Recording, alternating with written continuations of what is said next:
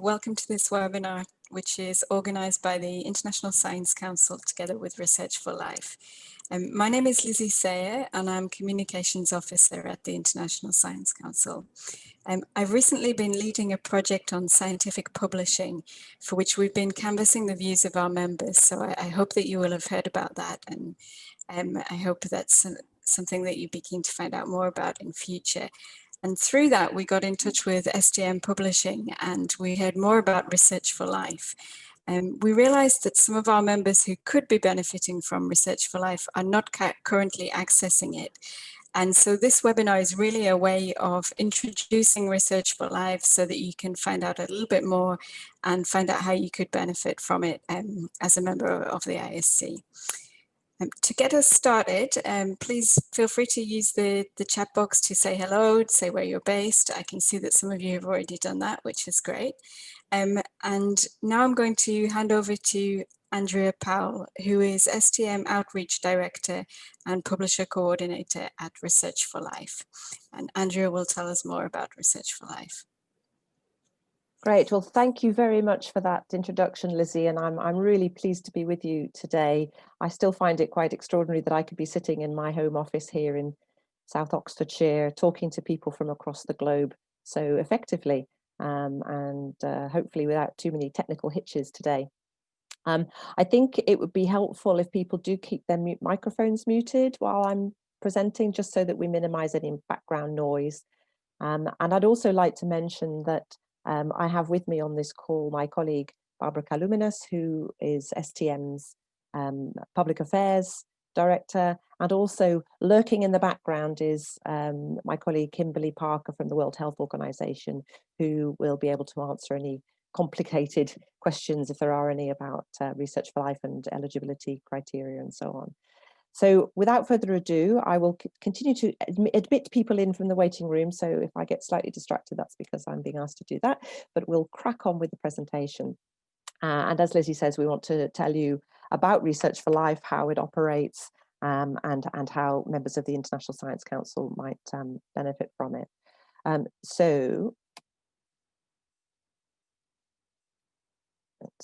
There we go. So if you can't see me on the screen, at least you can see my photograph here.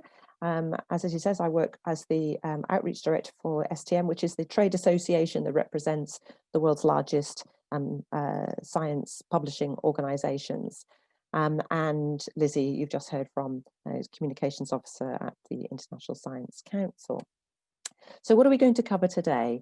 Well, in today's webinar, which we anticipate lasting around about an hour, we've already had our welcome. We're going to cover Research4Life, what it is, how it operates, which organizations are eligible for access to content through Research4Life, and then a little bit about how it actually works in practice. So what might you see if you became a registered organization? Talk a little bit about the user experiences that we hear from across the world. And then I want to comment a bit about why it is that publishers participate. What do they get from participation in Research4Life as well as the users? We'll have a little time, hopefully, to talk about some of our future challenges as a global science community, but specifically for Research4Life. And then we'll look a little bit about how the International Science Council and its members can benefit from Research4Life, and maybe also help us to further our message and engage more effectively with users in our eligible countries.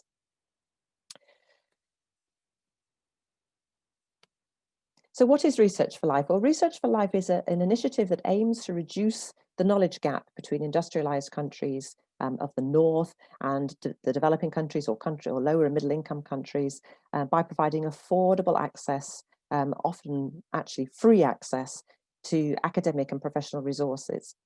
And Research4Life was launched back in 2001 by the World Health Organization and 6 inaugural publishers. And at that time, it was focused mainly, or entirely, on medical and health science content. But as Research4Life grew organically, it began to cover more subject areas and began to attract more participating publishers.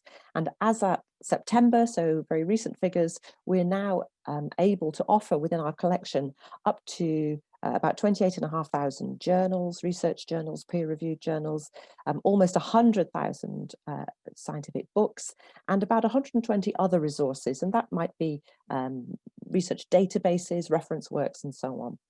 So it's a really huge collection of content.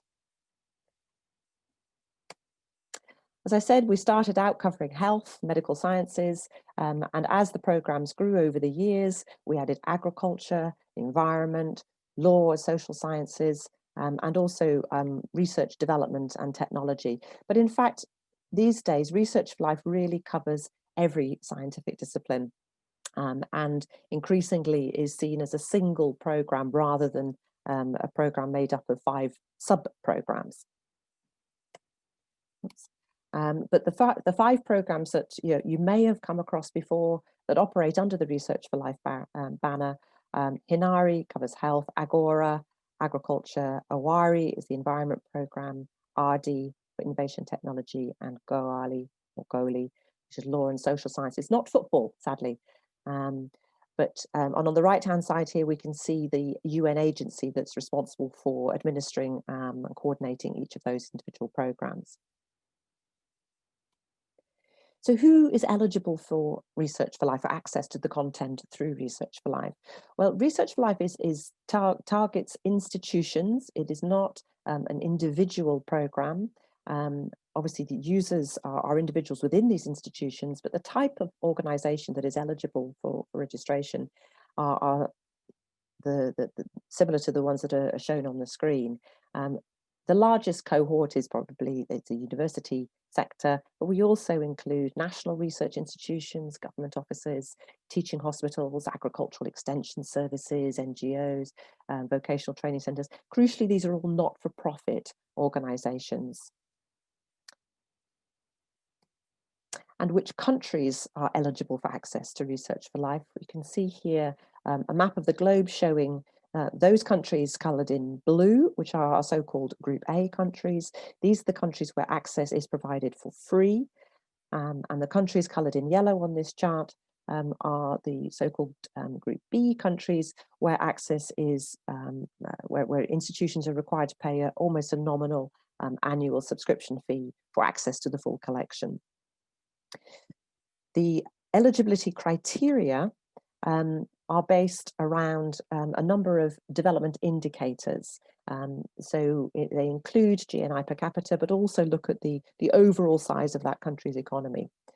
As I said, registered institutions in Group A have completely free access. Group B countries pay $1,500 per annum for access to all content. Now, some publishers want to make their content as widely available as possible, and so they allow us to provide access in Group B countries even when an institution is unable to pay the $1,500 per annum. So many of those Group B countries, many of the institutions in those Group B countries still struggle to find the $1,500 per annum, and so many publishers do enable us to provide access to them. Publishers are also entitled to exclude countries based on existing commercial activities in those territories. It's something that we keep under regular review with our publisher partners, because obviously we want to encourage as wide access as possible, but at the same time this program wouldn't ever really have got off the ground if publishers weren't able to protect some of their existing business. So the core Research4Life partners, I mentioned, it's a huge global partnership with a wide range of partners. We start out with the 5 UN agencies that I've already described.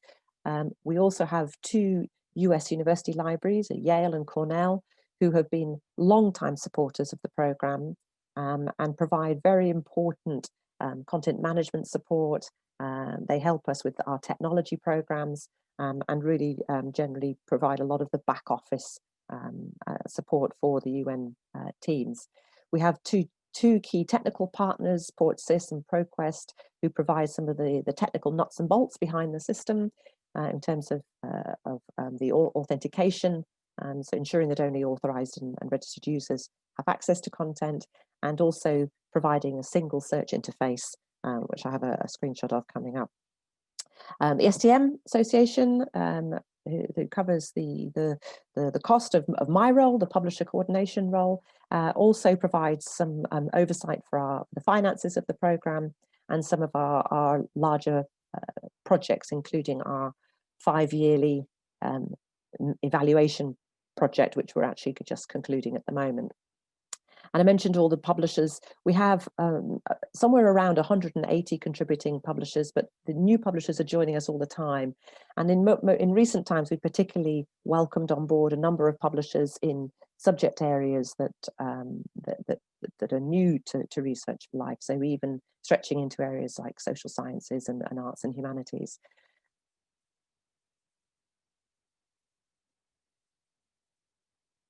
And once a year, all of these partners gather together to approve budgets, to oversee recent activity, to agree any new eligibility criteria, any changes to the ways in which Research for Life functions.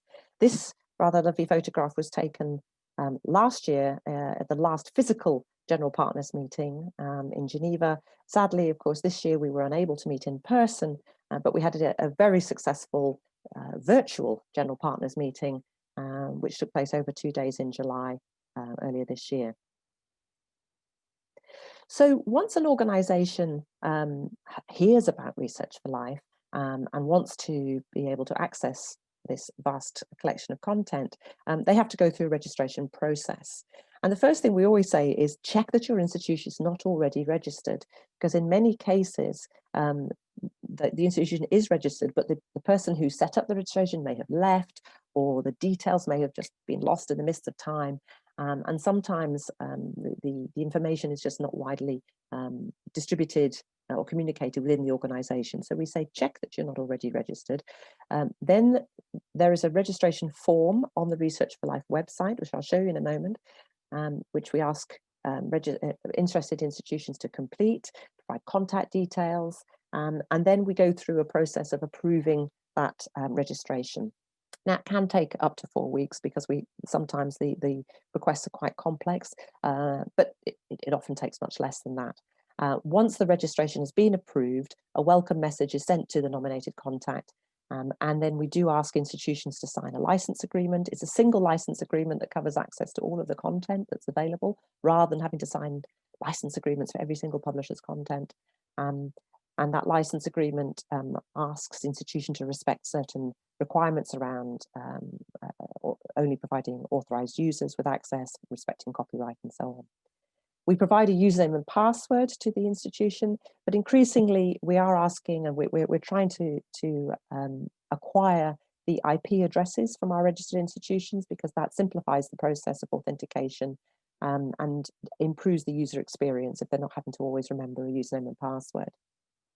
The Research Life help desk is always there to take any queries and to guide institutions through that registration process. And I've put the email address on the screen here, but this is all easily findable on the Research for Life website. So here is the registration form that you would reach if you went onto the Research for Life website. It is available in English, Spanish and French. So we're able to cope with a couple of different languages there. Once you've gone through that registration process and you've been approved, you've received your login credentials, you would go to the Research for Life homepage, which looks like this. And again, you can see that there are multiple language options available. And you would log in through, you can see on the screen here, there's a login button. Once you've logged in, you're presented, at the moment, this is our current interface, you're presented with a selection of one of the 5 programs, which just click on and it will take you into each individual program. So this is the interface, the user interface for the Hinari program, which covers health.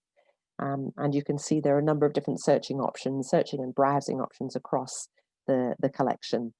Here on the right, you can see that as well as the journal collection and the books collection, we have the databases and the reference sources that are available. And really, we encourage people to just look around and explore what's on offer through the interface.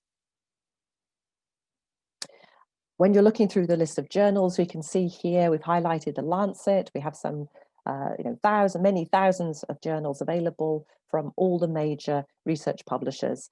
Also like to highlight, you can see about a third of the way down, a title there from the University of Porto, which has actually come into our collection through the Directory of Open Access Journals. And this is important to make sure people are aware that not only do we include subscription titles in the collection, but we also have something around 12,500 open access journals as well, that have been pre-authorized by the Directory of Open Access Journals. So we know that these are good quality, peer-reviewed open access journals, and having them alongside the subscription journals means that users have access to the widest range of content, and they don't have to think of having to go to different sources to research their subjects. So they have integrated access both to subscription journals and to open access titles.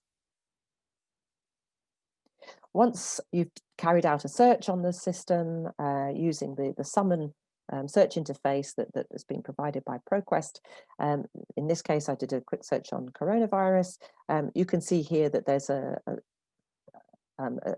results set delivered by summon, and the results that are delivered to the user are sensitive to their country's restrictions. So in other words, if a country has been excluded from access by a particular publisher, that content won't be made available to them, because we don't want users to have a frustrating user experience of not being able to actually acquire the full text of the content that's on offer. This is a screenshot simply illustrating the range of databases, research databases that are also available through Research4Life. Some of the main global secondary abstracting and indexing databases, some very important reference resources that are available, also available to users. Actually, see CAB abstracts here. Before I joined STM, I was the publishing director at CABI, Global Agricultural Information and Development Organization, and so I'm very keen to see CAB abstracts being made available to Research4Life users. Now, the technology is continually being upgraded, and actually we're in the middle of improving the interface for our customers, for our users, to give our users as good an experience as possible, and to make access to content as seamless and as intuitive as possible. So I mentioned already that we're trying to include IP addresses for institutions, working with a company called IP Registry that allows us to allocate and assign IP addresses to institutions, helps us to improve the user experience, to provide some better and more accurate and more granular usage statistics, both to our users and to the publishers that participate. We're also we have just kicked off a major project to upgrade that interface, which you might think it's looking slightly outdated these days. It's a little bit sort of 20th century, if you like, rather than some of the very modern interfaces that are now common. So we're just starting that project and hope by next spring to have a more user-friendly content portal or a front end, which will also allow us to deliver a single point of access to all the content. So rather than having to select one of the subject portals, users will be able to search the whole Research4Life collection. It will also, that content portal will also be optimized for mobile access. So we do know that particularly in our user countries, the 125 user countries where we're operating, that mobile access is increasingly the method of choice. As I say, we want to make a commitment to our users to give them as good an experience as commercial customers would have for those publishers. We don't feel that Research4Life users should be in any way disadvantaged in their experience of information retrieval. So how do we go about promoting Research4Life other than running webinars such as this one? Well, we have a marketing communications team made up of volunteers from our partners, and we allocate them a relatively modest annual budget each year to cover all the usual channels and promotional activities. They're very creative with that budget, and they, over the course of a year, carry out many campaigns, including online videos, testimonials, a lot of social media activity, and outreach through a number of different channels. We also have a user advisory group, very important that our users are very much involved in how we operate and how we improve the Research for Life experience. We obviously run these kinds of webinars, and also increasingly recently we've been providing webinars with our partners, with our content partners, to highlight some of the very rich resources that are available to users. You can see some statistics from the summer. This is what data that was presented to our general partners meeting this year.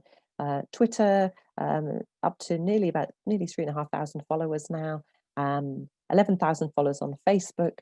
Facebook is still a very popular platform in our user countries, and we encourage all of our partners to follow us, to like the tweets, to retweet, to help to amplify the messaging, because say it's a very small volunteer committee with a rather small budget, and so we ask as many of our partners and supporters as possible to spread the word and to retweet and to spread the word about Research for Life.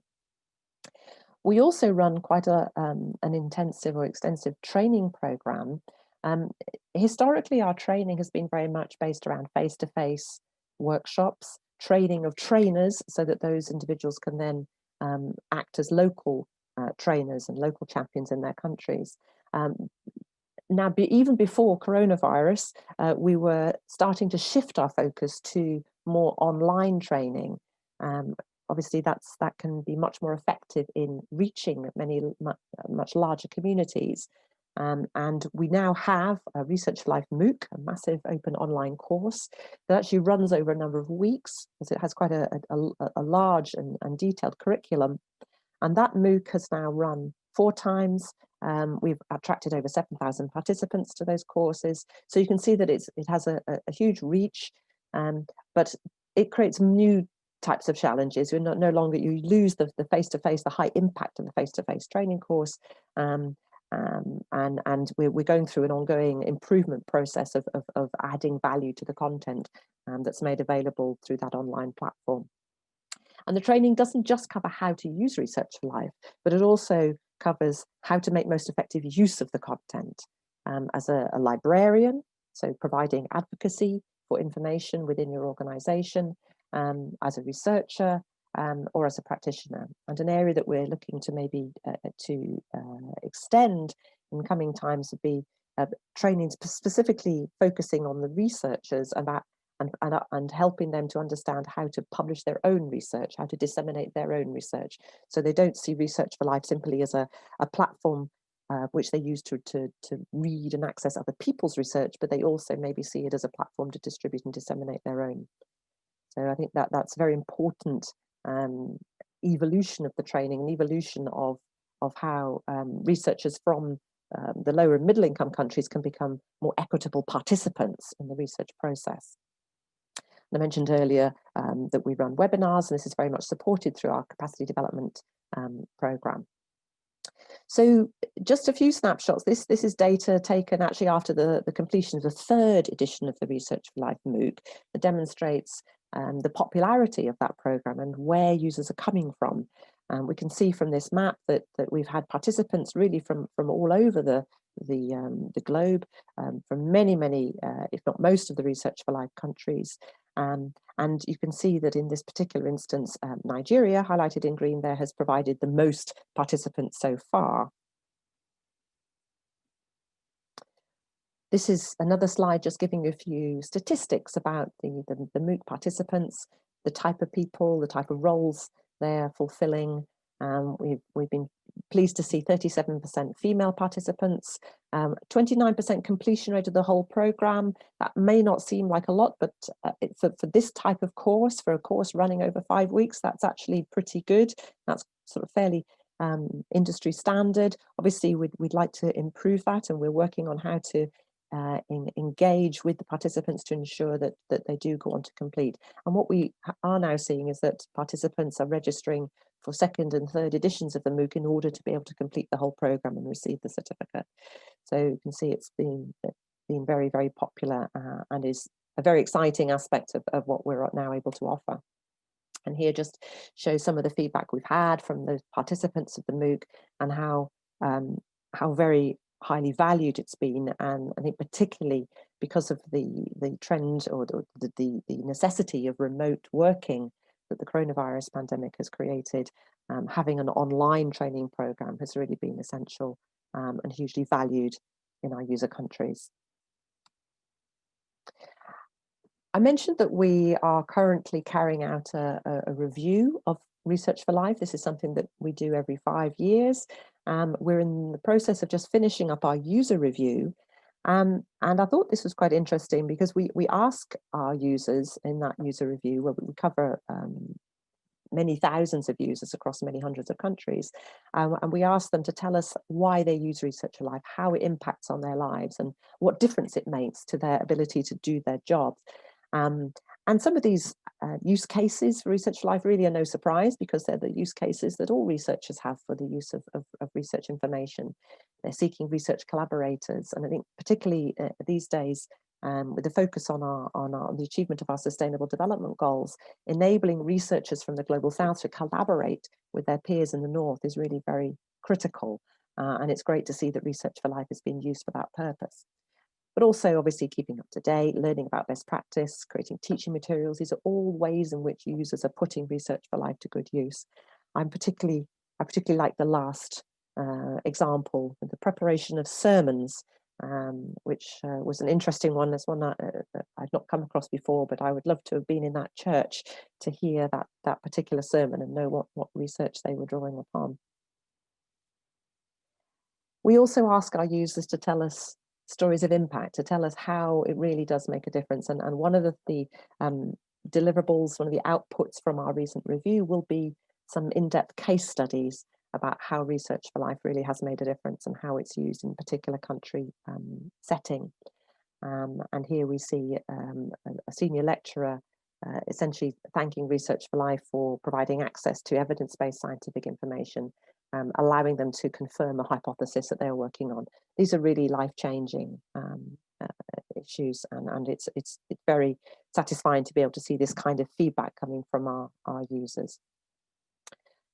I mentioned the 2 case studies that we'll be publishing. One is from Kenya, one is from Honduras, 2 very different countries. One is a Group A country, that's Kenya. Honduras is a Group B country, obviously different parts of the world.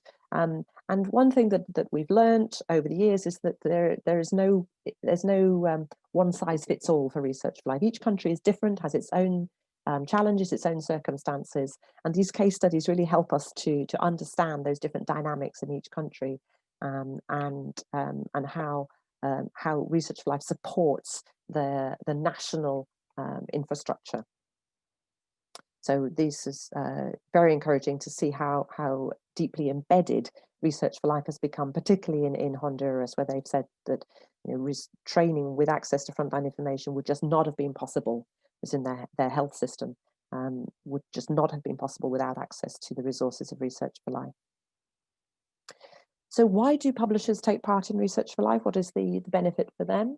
Well, I mentioned the Sustainable Development Goals a moment ago, and what we are seeing increasingly within the community of global research publishers is a growing recognition of the importance of the Sustainable Development Goals, the UN's agenda there, and the important role that research publishing has to play in ensuring equitable access to knowledge and equitable dissemination of knowledge.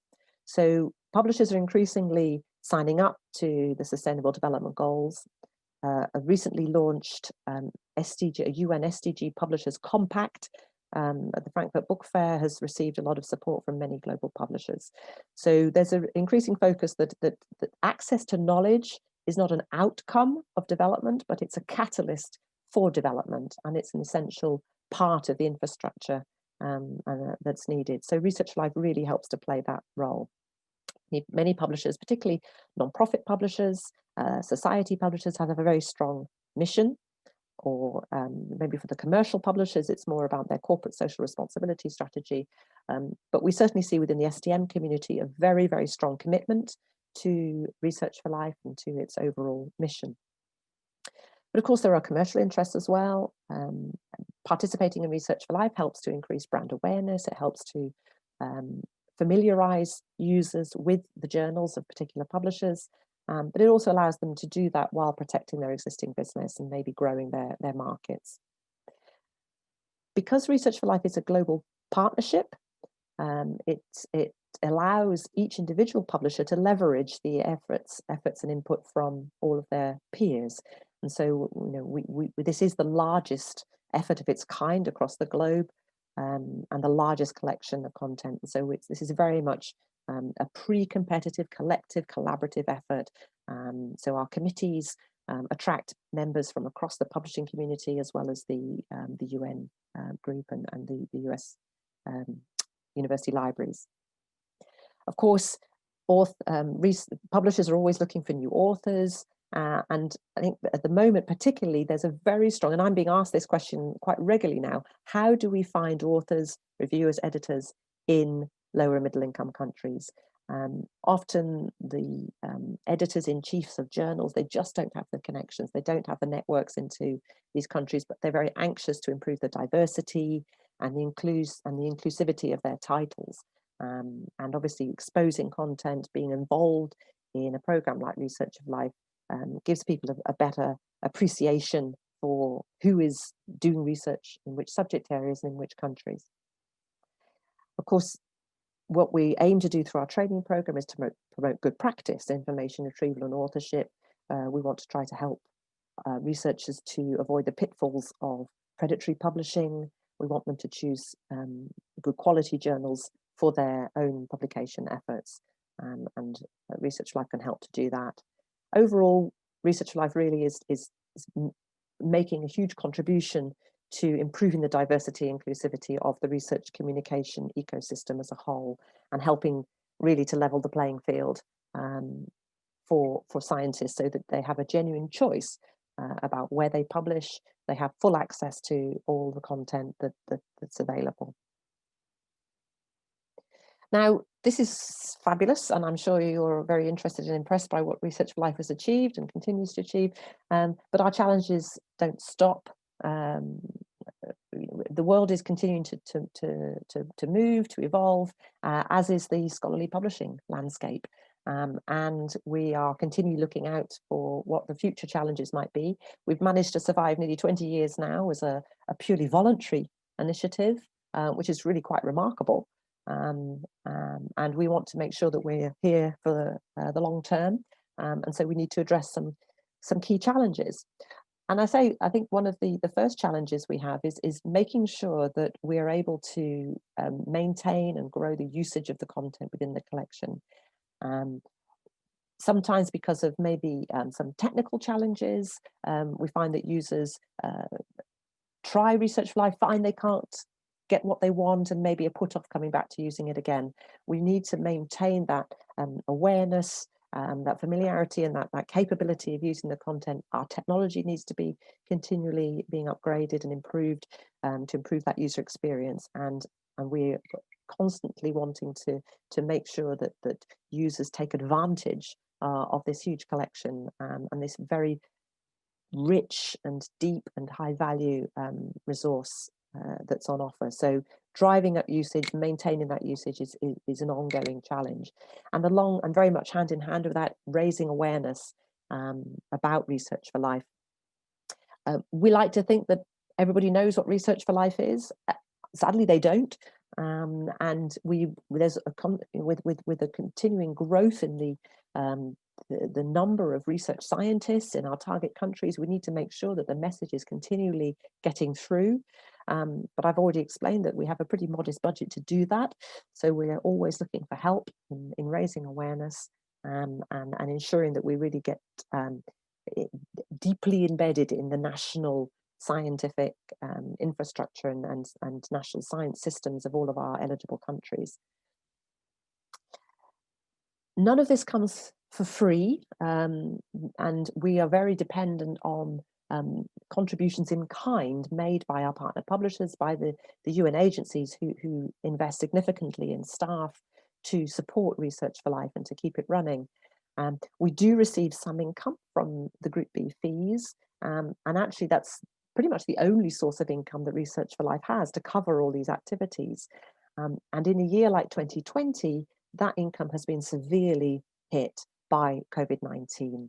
And so, we're continually concerned that that income stream is unreliable, is hard to budget, hard to predict, and it is possibly not sufficient to be able to deliver all of the activities or the support mechanisms that we'd like to. So because of this, in this last year, within the last few months, very pleased to say that we've launched a new fundraising vehicle, a 501c3 not-for-profit organisation based in the United States. It's called Friends of Research for Life.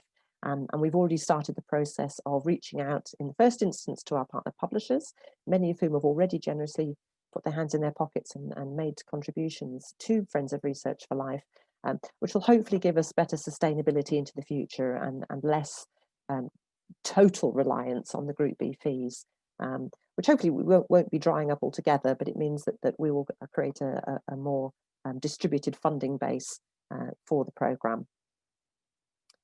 And I'm sure many of you will be very familiar with the changing dynamics in the scholarly publishing industry, this shift towards open access publishing. And this raises the question around the role of Research for Life. If Research for Life has always been about providing frictionless access, barrier-free access to content that is otherwise only available through a subscription, if the model changes such that access to content is open and you don't have the barrier of a subscription, what happens to Research for Life? What role should it play in the future? That obviously, there's still going to be content behind paywalls for some time to come, so the access challenge doesn't disappear. But what we don't want to see is the barrier shifting to a different place, shifting from being a barrier to access to being a barrier to participation in the publishing ecosystem, a barrier to being able to publish your research because of the open access business model. So Research for Life is currently has a task force that's looking at the implications of open access and what implications that might have for Research for Life, for the way it operates, for its value proposition, if you like. So there's a whole range of challenges to keep us busy as we continue to progress. So how could ISC, the International Science Councils, and its members help and actually benefit from Research for Life? Of course, many of you will be eligible for access as national non-profit scientific institutions in your countries, and we would encourage any ISC member who's eligible to register for access. We would love it if those local members could act as local champions. I mean, this is something we may discuss in the Q&A for Research Life, and to help us spread the word in your country. We have a master trainer program, and we would invite members to perhaps participate in that program, to become national centres of excellence in research communication, to help to strengthen your role in promoting good practice in information and research communication. Now that we have a Friends of Research for Life entity established, maybe you could help us to identify potential donors. If you are in touch with donors who have a particular interest in supporting access to research knowledge and information, then maybe they could be asked if they'd be willing to make a donation to keep Research for Life operational. And finally, I'll say again, I've said it a couple of times already, but we really do depend on others to amplify our outreach messages and to raise awareness and to continue to communicate the benefits and the positive impact of having access to Research for Life through all different channels. So these are my contact details. Thank you very much for your attention. I will stop the stop screen sharing so that we can actually see each other on the screen now for a bit more discussion. So we have plenty of time now for any questions that you might have, any discussion you would like to have with your colleagues or with Lizzie and Anne as well. So I'll turn this off. And we can, if you want to unmute yourselves when if you'd like to speak, I think we can manage that. So I think Barbara, is Barbara there? Has maybe been monitoring the chat. Yes, I'm here. I monitor the chat, but I have to say, Kimberly Parker, thank you very much. I was jumping in and answering the question, but maybe I can take the question. Others have a very similar question and want to understand what needed, because I think it was the first question came from Hasina Khan, who had a question about registration. I think maybe she's not the only one facing this kind of challenge, that the institution have been registered, but there is something with the access. And I think Kimberly said the university's registers, the account is still active. So Kimberly, is anything else that Hasina have to do, or is there any advice for any other in the group once you're figuring out there's a problem with your registration? Yeah, the easiest thing to do if you think that your institution is not registered or has lost the access for some reason, first check with your librarian, because hopefully there has been a transition of knowledge if there has been a transition in the library staff.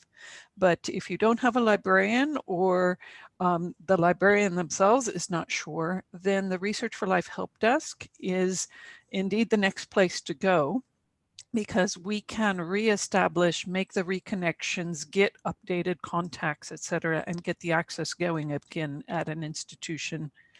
Or if indeed the institution was never registered, we can provide the information that you need to fill out the form, although Andrea did show you where the form was. So, and I've just put the help desk email, r4l@research4life.org, in the chat. So that was the place where you go when you run out of options in your own institution.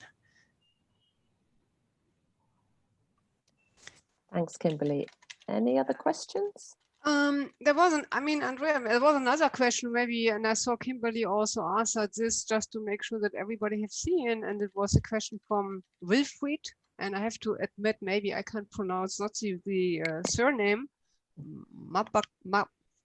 Bakam, but so he had a question about how does one acknowledge a Research4Life in the manuscript, and Kimberly gave some, I would say, very practical advice outlining the possible format that people might say article search from the YYs, is that Research4Life and so on were included in this review. So if they're, let's say, if they're also so want to make the citation, then this is a possible way. I just want to encourage everybody. So if you have a question, please use the chat box or raise your hand. Yes, I say the citation. Obviously, we would assume that the original journal is also cited. But Kimberly's right. It's actually very encouraging, very helpful if we see that acknowledgement of that access was made possible through Research4Life.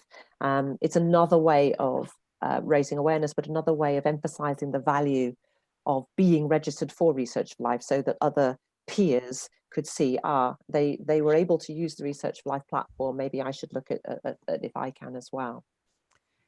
It's also standard practice for showing that how much of an in-depth search you have done for the background of your work, to declare which databases you looked in or which information you called upon. So that's why I think we see as much as we do is that people are trying to follow those best practices for presenting in-depth search. I see Wilfred's asked another question about the access. Gathered that if an institution is registered, then everyone must access from that unique port. So the point is that each institution is allocated a unique username and password. So that username and password can be shared with the members of that institution. Well, it should be shared with the members of that institution. That username and password, as I say, is unique to that institution. And so we can monitor, we can, make sure that access is provided as in an appropriate way. So they don't have to be on a single computer, because the username and password will automatically authenticate the user as belonging to that institution, and our system will recognize that institution as being an eligible and registered institution. Kimberly, I don't know if you want to just explain a little bit about the IP addresses, and how we're aiming to improve that sort of seamless authentication. Yeah, I can share that, and I can also share what we have been developing this year of not everyone, but many people not being on their campuses or in their offices. So with the IP registry, if an institution has recorded their IP addresses with the IP registry, they will inform us if there have been changes to the IP addresses, or someone has placed IP addresses for the first time in the registry. We then pull that data into our authentication system, and it's not quite the same as arriving at a publisher and the publisher knows who you are because of your IP addresses. We require people to click on the login button of Research4Life, but that login button will recognize the IP address if it's in our records, and then the user doesn't have to put in a username and password. That's helpful, except again, in cases like this year when many people are not sitting on the campus, so they are not presenting that IP address. So we started this year with providing temporary accounts for institutions that had been on IP addresses and were abandoning the distribution of usernames and passwords to their user community. And now we've just been put in place the first step in making it easier when we have users who are back and forth from the campus. So if a user is on the campus and they use the IP-based login, it creates a persistent login function on their device, whether that's a laptop or a phone or whatever. And that means when they leave the campus for 3 months, the access will continue to work without needing to be on the IP address of the campus and without needing a separate username and password. So we're trying to make it a lot easier for the user community, and this will continue. And was just asking if we could repeat the details of the registration process. So I wonder, actually, I might be able to show you On the Research4Life on the website. Research4Life website. Yes, let's see if I've got it up here.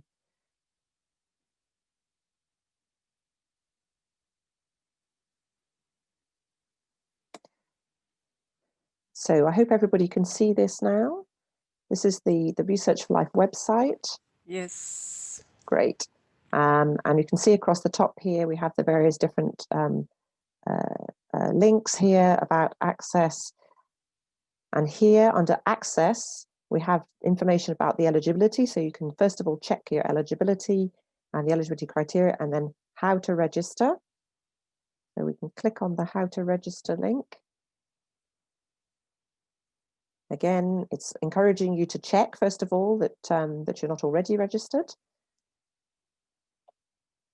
Scroll to the bottom here, and right at the bottom here, click here to register for Research4Life. Here we are. I click on that link, and this is the registration form that I had on that as a screen grab earlier. I just go down here. For example, if I click on this drop down list, you can see your countries and tells you whether your country is a group A or a group B. So remember, group A is free access, the group B is the $1,500 per institution. Type of institution, select from that group there, and then you fill out the form, various contact points, and click send, and that will initiate the checking process. And Kimberly, I don't know if you can confirm. I said it says up to 4 weeks. I don't know what the normal time frame is. If that's is 4 weeks is what one should expect. No, if things are going really well, you may hear from us anywhere from 5 to 10 days. But if there's some need to cross-check eligibility, to have conversations with the UN team in the country, is this truly an institution that exists? Is this really someone from that institution who's registering? And sometimes there's also issues of, we have a different part of the institution registered. Should they be combined? Should we keep the two different parts of the institution as two different institutions? So that's the things that slow down the process, are when things aren't perfectly clear. And you can see from the registration form that we do ask for a number of different contacts, so that we have the right details in our database of who the librarian is within the institution, who the director is, who the technical support officer is. In some instances, very small institutions, this may be one person, and they may be the same person. But we try to make sure that we have the right details included in our contacts database, so that we're not sending inappropriate information to the wrong person. Okay. Stop that again. Are there any other questions? No. Andrea, So, I mean, if I may, I would have a question as you mentioned this, and I think it's a really one which every time strikes me. And you talk about this thing about capacity building, finding new authors, new reviewers, and not create, with the whole move of open science, not create another barrier. Is there any, let's say, the future plan of Research4Life developing in this direction, or looking to things who can help this? I mean, this kind of development, as we all know that we have a growth in publication every year at 3.5%. We all know it's difficult to find the reviewers, and I think we are really missing out on a big part of the world if we are not, let's say, in a way able to find these new people and try to get this engagement. Is there any idea? It's a Research4Life group. Well, certainly this challenge is one that comes up in a number of different environments, not just in Research4Life discussions, but in broader discussions around how researchers from the Global South can be much more involved in the whole process. So I think a lot of publishers are actively considering this challenge and really trying to solve that, crack that nut, because it can be a difficult one. In terms of what Research4Life can contribute, I think we play an important role in the system, in the ecosystem, and if we have a position that we can leverage to help these processes, then it's something that I think we would want to consider, without it sort of deflecting from our core mission. So I think one of the things that we're looking at is extending the training that we offer to focus on good practice in publication. We cover some of this within our MOOC. There is a curriculum, a module on how to navigate the publishing landscape, how to understand what journals are looking for, how to author, how to create bibliographies and references and things like that. And maybe there's an opportunity to extend the training that's offered there. What we wouldn't want to do is reinvent the wheel or duplicate the efforts already being made by others. But what we can do is pull publishers together so that we offer, if you like, this pre-competitive activities, so that we're not, because a lot of the training materials that I see on publishers' websites are very much geared around their publications, how to submit to a Elsevier journal, how to publish in a Springer title, that type of very focused training. And so what we can do at Research4Life is provide much more sort of publisher neutral capacity development activities. So it's certainly, it is an issue that the Executive Council at Research for Life considers, and how to, say, leverage the position that we already have in order to support the whole breadth of research communication activities. Andrea, this is Kim, and if you don't mind, I'd like to ask something of a devil's advocate question, which is that perspective of STM member publishers desperately looking for reviewers and editors seems a very North-focused approach. There are plenty of journals and publishers based in the eligible countries of Research for Life who have reviewers and editors, and themselves are often looking for more reviewers and editors, I'm sure. So as part of this process, I think Research for Life needs to be very sensitive to not poaching. And I know it's a kind of, it's one of those elements you want to help, but you want to help in the right way.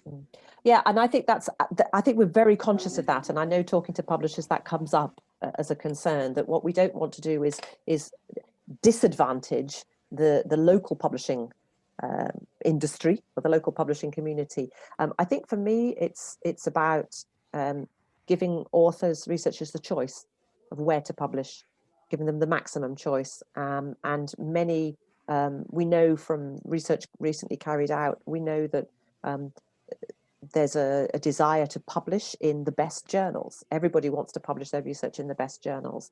That's not to denigrate local publications, but I think authors want to have that choice. For some research, it'd be appropriate to publish in a local journal. Some they might want to publish in a national journal. And I think our focus should be raising the standards across the board, both in the journals and in the author and researcher communities. So I saw that Francis at somebody, Sasa had a question. So yeah, waving the hand. Sasa, the floor is yours. Please go ahead, Francis. Yeah, mine was not a question. I had wanted to make a comment, which partly was touched on by Kimberly, about the Research for Life not being in a position to put the local publishers, especially in developing societies, at a disadvantage. But then that is what I had wanted to talk about. But I think Kimberly talked about that, and you did respond it rightly. And so the other thing I wanted to comment about is the idea of Research for Life. If I got you right, Andrea, venturing into the option of giving some kind of capacity development or building for researchers, so they have a wide range of publishing houses and or publishing companies where they can publish their materials. I think this is so wonderful. If we reach such a time, I see, for example, institutions like for us in the sub-Saharan Africa gaining significantly from that. Why do I say this? This is because I have seen most scholars and publishers struggle to get, number one, legitimate journal where they can publish. Many of our scholars do quality work, but then the work ends up in predatory journals where they have to pay a large sum of money, and then the journals end up not making, the publication end up not making a significant impact when it should actually have made done so. And so I see the kind of capacity building that Andrea did speak of in the long run being very helpful. The big question is when this is rolled out, I think it's important that we in the sub-Saharan African get notified, so we can try to gather as much momentum as possible, so we get enough people who may be interested in this kind of capacity building. We have tried on our own multiple times in between institution and then within the institution, and also sometimes institution to institution, to get people to understand what kind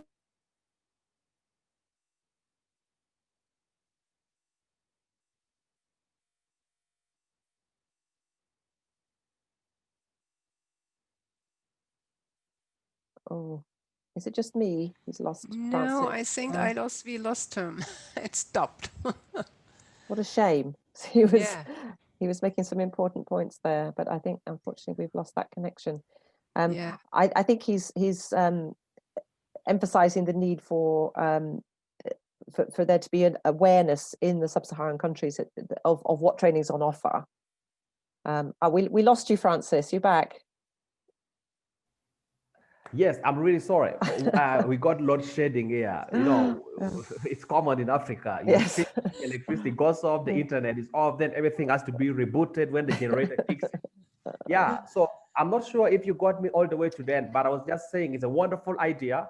And when that time comes, I mean, I'm very optimistic that a lot of scholars and authors and publishers will benefit from that kind of capacity building. The main idea I was speaking about is people coming up with quality work, coming out of empirical data collected in the field, but then this work ends up in predatory journals. Yes. Simply because sometimes, you know, people have no idea to make a distinction between predatory and non-predatory journals. So I think this will help a lot. Yeah, great. And just to comment on a question made earlier, that we do include all of the journals that are hosted on the African Journals Online platform.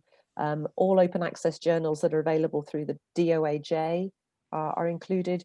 So I was delighted recently where we added a French language journal published in Mali, the Malian Journal of Science and Technology as a new partner. So we're very conscious that we want to include all research in Research4Life, because actually for an African researcher, having access to other African research journals is just as important as having access to the journals of the North. So we want to be as inclusive as possible. So I think we've reached the end of our hour. Lizzie, I don't know, did you want to make any final comments at all before we close? No? Just to say thank you to everyone for these wonderful comments. I'm also taking notes with reference to the ISC's Future of Scientific Publishing project, because some of the discussions we've had are very relevant for that. And I hope to keep in touch with all of you about that in the future. So thank you.